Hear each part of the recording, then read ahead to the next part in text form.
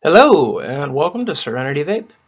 I'm going to quickly finish up my research into CBD and addiction by talking a teensy bit about what conditioned place preference means, and then jump to talking about research on CBD's interactions with cocaine and methamphetamines.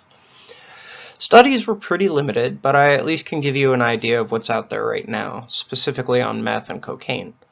I know I promised last time to talk about how cannabinoids and terpenes work together and produce what's called an entourage effect, but that turns out to be a bit more complicated, so I will give it its due in another episode.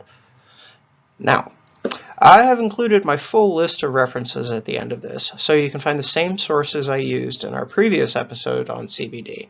The sources I mentioned in this talk are cited on the last two slides. As I find new things, I will start pooling them together, and that should help me drop an update every so often. But for now, let's talk about conditioned place preference. It's a fancy way of saying something that we're all familiar with.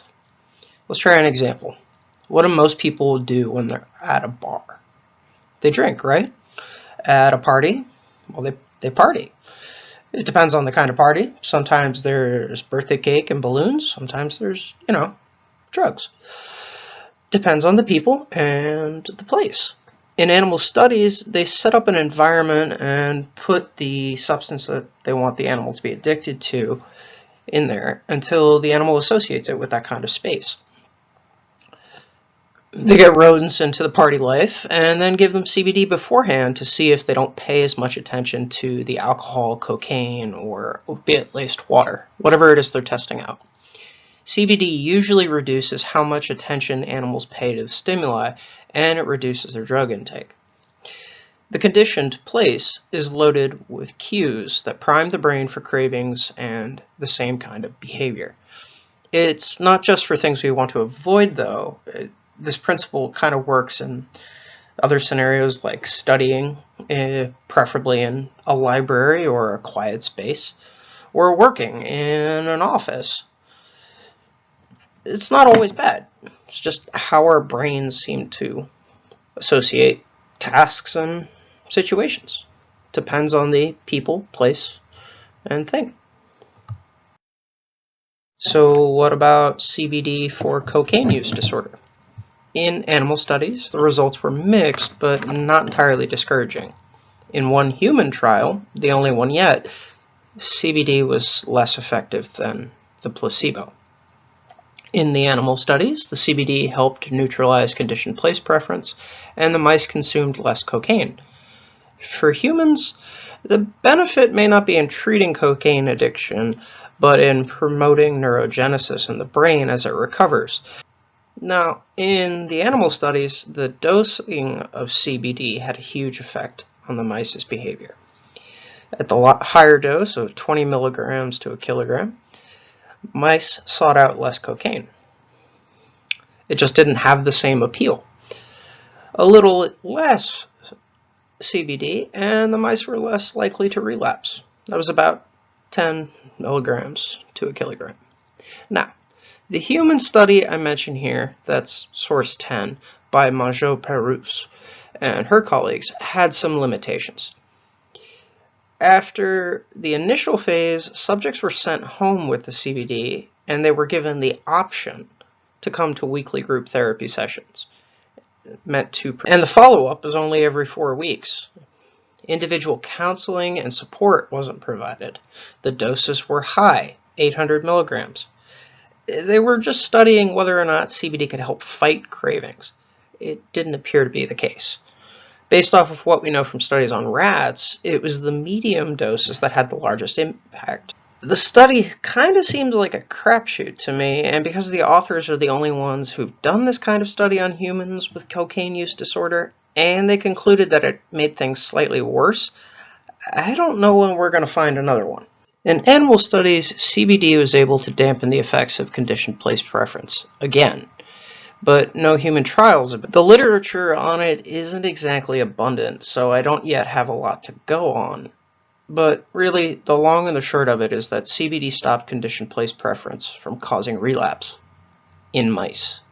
When it comes to using CBD to help beat addiction to stimulants, it's not looking too promising.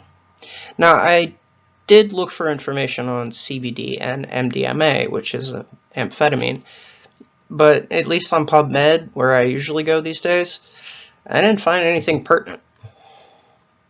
It's almost like researchers don't want to give people meth.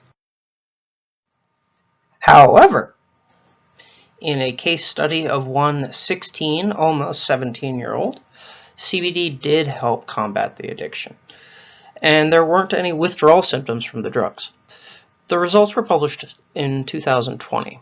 Now, unlike the cocaine use study, the subject was monitored daily and received both group and individual counseling.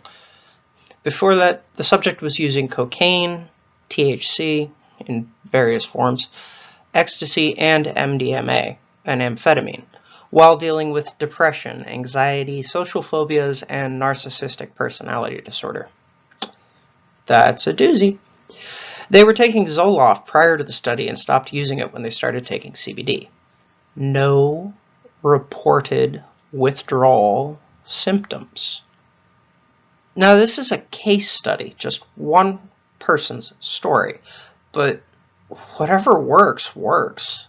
Now, CBD wasn't the only component of their treatment, I remind you, but it did help as an add-on to the therapy. I'm just ecstatic the results were so positive, and I hope this leads to further studies, but in rehab settings with consistent follow-up treatment after. Now, let's wrap this up. CBD will absolutely not treat addiction. Not on its own, but it can still be helpful. It's been shown over and over again to reduce anxiety. It has analgesic and anti-inflammatory properties. It has mild immunosuppressant effects, which can actually be quite helpful when you're detoxing. It can protect cells, and in some cases, it can promote the regrowth of neurons. Yet no one should go around saying CBD cures anything. If cannabis medicine works for you, like it's helped me with fibromyalgia and trying to quit cigarettes, then wonderful. Try CBD and see if it helps you. In the doses you'll be getting from a store, side effects are rare. You do not need to take 400 or 800 milligrams a day like most of these studies try out. Thanks for stopping by. If you were interested in this video and you'd like to see more like it, then by all means subscribe to our channel and give us a thumbs up. We're on Facebook, Instagram, and Twitter. And you can also see here our phone number and our email address. So if you have any questions or anything like that, you know how to get in touch with us.